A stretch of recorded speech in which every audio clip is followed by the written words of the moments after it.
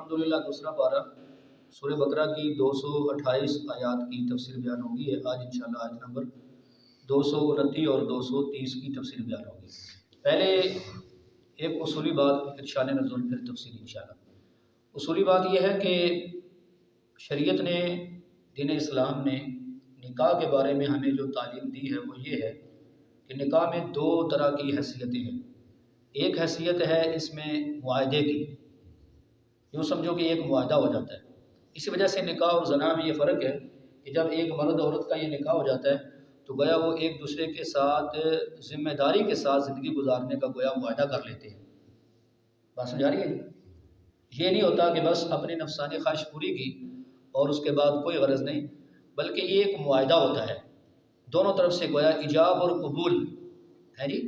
تو یہ گویا ایک معاہدہ ہو جاتا ہے کہ ایک مرد اور عورت یہ ایک دوسرے کے ساتھ ذمہ داری کے ساتھ، ایمانداری کے ساتھ، تقویٰ طہارت کے ساتھ انشاءاللہ زندگی گزاریں گے.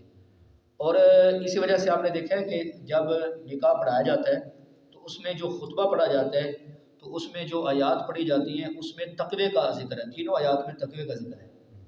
حضور صلی اللہ علیہ وسلم سے بھی ثابت ہے کہ آپ خطبے میں یہ تینوں آیات پڑھتے تھے، اور ان تینوں آیات میں یہ آتا ہے یا ایھا الناس اتقوا ربکم، اے لوگو اپنے رب سے ڈرو. یا ایھا الذین آمنوا اتقوا اللہ حق تقاۃ، اے ایمان والو اللہ سے ڈرو جیسے ڈرنے کا حق ہے. تیسری آیت کے اندر بھی یہ الفاظ ہے یا ایھا الذین آمنوا اتقوا اللہ. تو یہ اس لیے کہ جب ایک مرد اور عورت آپس میں زندگی گزارنے کا ایک معاہدہ کرتے ہیں تو اس معاہدے کو تبھی برقرار رکھ سکتے ہیں کہ جب اللہ کا ڈر ہو. اللہ تعالیٰ کا ڈر اور خوف ان کے دلوں میں ہے، اس کے بغیر اس معاہدے کو قائم نہیں رکھ سکتے. بلکہ ہر معاہدے کا یہی حکم ہے کہ اللہ کا ڈر ہو تو بندہ وہ معاہدہ اس پر قائم رہتے.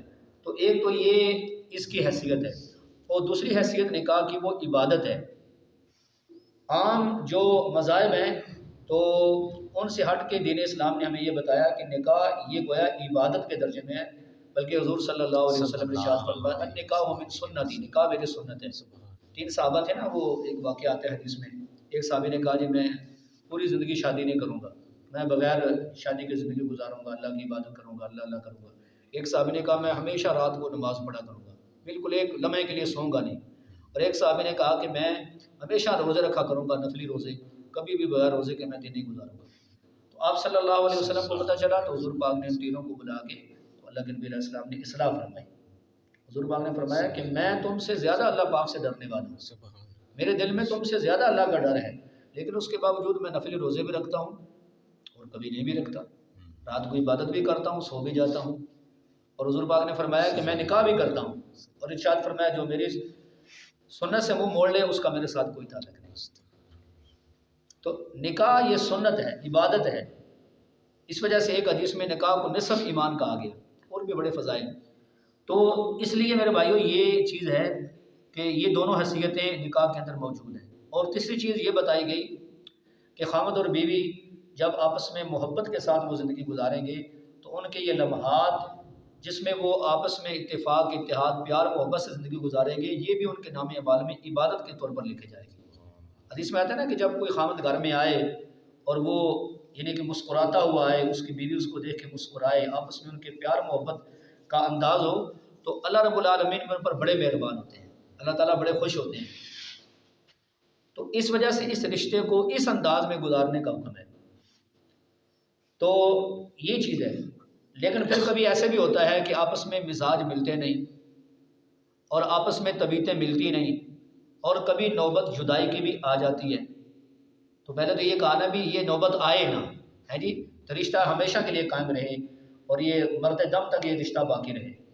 لیکن کبھی کبھی ایسا بھی ہو جاتا ہے کہ ایک مرد عورت کے مزاج اور طبیعتوں میں زمین آسمان کا فرق ہوتا ہے، اور بجائے اس کے کہ وہ نکاح، وہ شادی ان کا گھر میں سکون لائے، ان کا گھر بسے، اس کی بجائے بعض اوقات ایسے ہوتا ہے کہ وہ رشتہ ان کے لیے مزید پریشانیوں کا اور مزید لڑائی جھگڑوں کا اور قتل و قتال کا ذریعہ بن جاتا ہے. تو اس وجہ سے وہاں پر شریعت نے آخری درجے میں جا کر پھر طلاق کا آپشن رکھا ہے، طلاق کی اجازت دی ہے. لیکن یہ آخری درجہ ہے.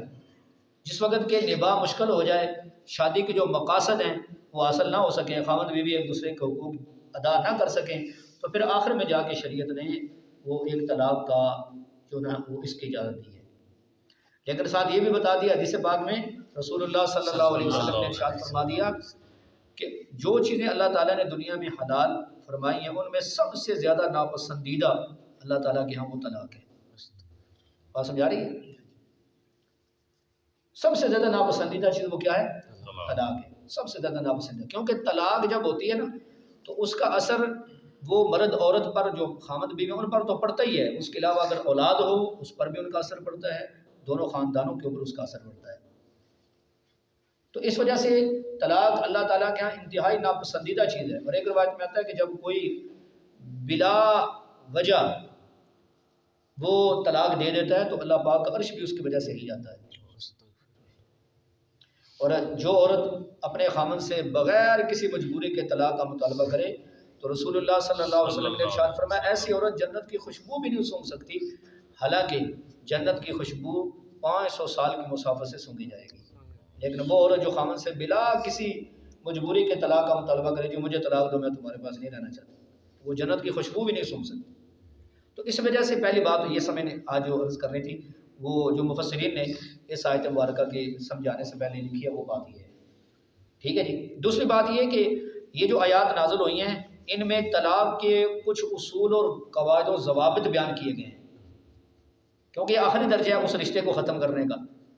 تو شریعت تو یہاں تک کہتی ہے کہ اگر تم نے ایک جانور کو بھی ذبح کرنا ہے نا اس کو بھی اچھے انداز میں ذبح کرو. اگر فرمایا کسی کو قصاص میں قتل کرنا ہے تو اچھے انداز میں قتل کرو. اس لیے شریعت نے کہا کہ جانور کو بھی ذبح کرنا ہے تو چھری کو اچھی طرح تیز کر لو تاکہ وہ موت کی تکلیف سے جلدی راحت پا جائے. ٹھیک ہے جی. چھری خوب تیز ہو. اور فرمایا جب قصاص میں اسلامی حکومت کسی کو قتل کرے تو تلوار کے ساتھ اور وہ بھی خوب تیز ہو کہ اس کی گردن اتر جائے اور جلدی وہ موت کی تکلیف سے نجات پا جائے. تو بالکل ایسی شریعت نے ہر معاملے کے اندر وہ اچھا انداز اختیار کرنے کا حکم دیا ہے. تو اب زمانہ جاہلیت میں یہ ہوتا تھا، یہ جو آیات نازل ہوئی ہیں تو زمانہ جاہلیت میں اگر کوئی مرد کسی عورت کو طلاق دینا چاہتا تو وہ کئی طلاقیں دے دیتا، ایک ہی لفظ کے ساتھ کئی درجن طلاقیں دے دیتا. اور پھر بعض مرد ایسے بھی کرتے تھے کہ کسی عورت کو اگر وہ اس کے ساتھ نباہ نہیں ہوتا تھا یا زندگی نہیں گزارنی ہوتی تھی تو اس کو آزاد نہیں کرتے تھے، لٹکا کے رکھتے تھے. نہ تو اس کے ساتھ معاملہ صحیح کرتے، نہ اس کو بالکل آزاد کرتے، طلاق دیتے، عدت کے اندر رجوع کر لیتے، پھر طلاق دیتے، پھر کئی ایسی طلاقیں، اور پھر یہ کہتے تھے کہ ہم تجھے ایسی ذلیل رسوا کریں گے. تو یہ چیز زمانہ جاہلیت کے اندر موجود تھی. اور جب اسلام آیا تو شروع اسلام کے اندر بھی کچھ اس طرح کے واقعات پیش آئے تو اس کے اوپر یہ آیات نازل ہوئیں. اس میں طلاق کے اصول و ضوابط بیان کیے گئے. اور پھر حضور صلی اللہ علیہ وسلم جن پر اللہ نے قرآن نازل فرمایا آپ نے مزید طلاق کے بارے میں اپنی امت کو ہدایات عطا فرمائی. ٹھیک ہے جی. اب یہ مضمون شروع ہو رہا ہے اور آپ حضرات نے کوشش کرنی ہے کہ ان باتوں کو بڑی توجہ سے سمجھنا ہے، کیونکہ ہمارے معاشرے میں چونکہ قرآن پاک اور حدیث پاک کا علم نہ ہونے کی وجہ سے لوگ حلال حرام تک سے نا واقف ہیں، طلاق کے اصول سے نا واقف ہیں. طلاقیں ہو جاتی ہیں، لوگ طلاقیں دے دیتے ہیں تو پھر اس کے بعد انہیں پتہ ہی نہیں ہوتا، خود ہی اس کے حل نکالتے رہتے ہیں. حالانکہ مسئلہ عالم بتاتا ہے، فتویٰ مفتی دیتا ہے. تو جب ایسا کوئی معاملہ ہو تو ان سے رجوع کرنا چاہیے. اور پھر بہت سارے ہمارے سنی بھائی ہوتے ہیں، وہ ہوتے سنی ہیں لیکن جب طلاق ہو جاتی ہے پھر سنی ختم ہو جاتی ہے، پھر یا رافضیوں کے پاس چلے جاتے ہیں یا غیر مقلدوں کے پاس چلے جاتے ہیں اور ان کے پاس جا کے طلاق کے مسئلے پوچھتے ہیں. اس سے پہلے وہ سنی ہوتے ہیں، ہر معاملے میں سنی ہوتے ہیں، اماموں کو بھی مانتے ہیں، ولیوں کو بھی مانتے ہیں، فقیہ کو بھی مانتے ہیں، صحابہ کو بھی مانتے ہیں، لیکن جب اپنے اوپر چھڑا چل جاتا ہے ان کے اندر کہ ایسی ہم سنی کو نہیں ہے جی، پھر ان سے جا کے فتوے لاتے ہیں اور ساری زندگی آرام کاریاں کرتے ہیں. تو اس لیے آج یہ مضمون شروع ہو رہا ہے، اس لیے آپ حضرات نے کوشش کرنی ہے کہ ان چیزوں کو بڑی غور سے بڑی توجہ سے سمجھیں، کیونکہ یہ جو چیزیں ہیں یہ دین کا ضروری علم کے اندر آتی ہیں، ہر مسلمان کو ان مسائل سے واقف ہونا چاہیے. اچھا، زمانے جاہلیت میں لوگ ایسے کرتے تھے تو یہ آیات مبارکہ نازل ہوئیں اور ان آیات میں طلاق کے بارے میں بڑے واضح اصول بتائے گئے. تو اللہ رب العالمین نے یہاں پہلا جو لفظ فرمایا الطلاق مرتان، ارشاد فرمایا طلاق کا اصول یہ ہے کہ زیادہ سے زیادہ طلاق 2 مرتبہ دی جائے. کتنے مرتبہ؟ 2 مرتبہ. کیا مطلب ہے اس کا؟ اس کی آگے جو تفسیر احادیث میں آئی ہے وہ یہ ہے کہ اگر کوئی ایسا زندگی میں موڑ آ گیا کہ اب بجائے ان کے کہ وہ اکٹھے رہیں، ان کی مسائل پریشانیاں لڑائیاں بڑھ رہی ہیں، گھر میں بے سکونی بڑھ رہی ہے، تو اب آخری آپشن ہے وہ طلاق دے. لیکن طلاق کا انداز یہ اختیار کرے، اچھے انداز میں طلاق دے، اور فرمایا کہ ایک طلاق دے.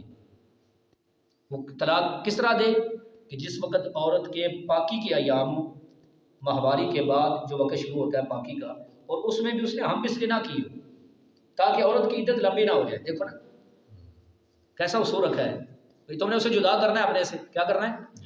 جدا کرنا ہے. ٹھیک ہے جی، جدا کرنا ہے تم نے. اب جدا اگر کرنا ہے تو اب یہ نہیں کہ اکٹھی 3 ہی طلاقیں دے دو، بلکہ اصول یہ ہے کہ ایک طلاق دو، اور وہ بھی ان باقی کے ایام میں جس میں ہم بستری نہ کی. پھر اس کے بعد جب اس کے 3 ماہواریاں آئیں گی اس کی عدت پوری ہو جائے گی. ٹھیک ہے جی. اچھا اب اس کے بعد جب عدت ابھی باقی ہو تو عدت کے اندر رجوع بھی ہو سکتا ہے. ٹھیک ہے، 1 یا 2 طلاقیں دی ہو، جیسے اختیار فرمایا فَإِمْسَاكُمْ بِمَعْرُوفٍ أَوْ تَسْرِيحٌ بِإِحْسَانٍ. ممکن ہے کہ وہ عدت کے دوران عورت کو احساس ہو جائے کہ اگر میں اس کے پاس نہیں رہوں گی میرے لیے مزید پریشانیاں ہوں گی، چلو کمیاں کوتاہیاں ہمیں برداشت کرنی چاہیے. ممکن ہے اس کا بھی وہ مزاج صحیح ہو جائے، خامد کا مزاج صحیح ہو جائے، دوبارہ رہنے کے لیے وہ تیار ہو جائے. تو اس لیے فرمایا کہ عدت کے اندر اگر وہ رجوع کرنا چاہیں تو اللہ فرماتے ہیں دستور کے مطابق رجوع کر لیں. دستور کے مطابق کیا کر لیں؟ رجوع کر لیں. ٹھیک ہے جی، رجوع ہو جائے گا عدت کے اندر. اور اگر عدت گزر گئی پھر بھی کوئی مسئلہ نہیں، پھر نکاح جدید نیا نکاح ہوگا اور پھر اس کے بعد وہ خاوند بیوی بن سکتے ہیں. لیکن 1 یا 2 طلاقیں، الطلاق مرتان، ارشاد فرمایا طلاق 2 مرتبہ، یعنی یہ وہ 2 مرتبہ طلاق جس کو طلاق رجعی کہتے ہیں، جس میں عدت کے اندر رجوع ہو سکتا ہے، عدت کے اندر رجوع ہو سکتا ہے. لیکن لفظ کیا فرمایا؟ الطلاق مرتان. اب یہ واضح بات ہو گئی کہ آگے جس ذکر ہو رہا ہے کہ 2 طلاقوں کے بعد یا تو روک لے دستور کے مطابق، اور اگر نہیں روکنا چاہتا تو جب عدت گزر جائے گی تو اب کہیں وہ نکاح کر سکتی ہے. اب عدت گزر گئی ہے، اب وہ آزاد ہوگی. او تسریح بِإِحْسَان، اچھے انداز میں اسے آزاد کر دے.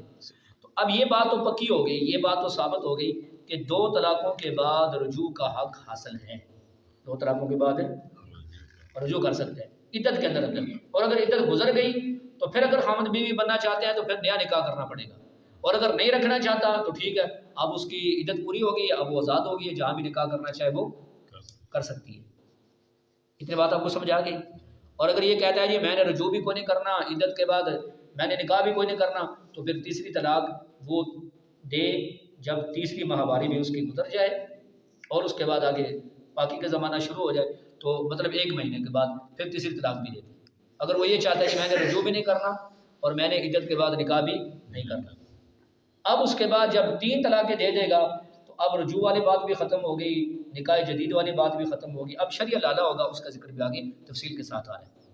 تو یہ پہلی گویا بات آج آپ نے سمجھ لی ہے کہ قرآن پاک کی یہ جو آیت مبارکہ آیت نمبر 229، اس میں واضح طور پر فرما دیا کہ الطلاق مرتان، طلاق 2 مرتبہ ہے. یعنی وہ طلاق جس میں رجوع کا حق حاصل ہوتا ہے وہ صرف 2 مرتبہ ہے. اگر تیسری مرتبہ طلاق دے دی پھر اس کے بعد رجوع بھی نہیں ہو سکتا، نہ ہی نکاح ہو سکتا ہے جب تک کہ شرعی حلالہ نہ ہو. اس کی تفصیل انشاءاللہ آگے آ رہی ہے، باقی تفصیل کل ہوگی. اللہ تعالیٰ ہمیں سمجھنے کی اور عمل کی توفیق عطا فرمائے.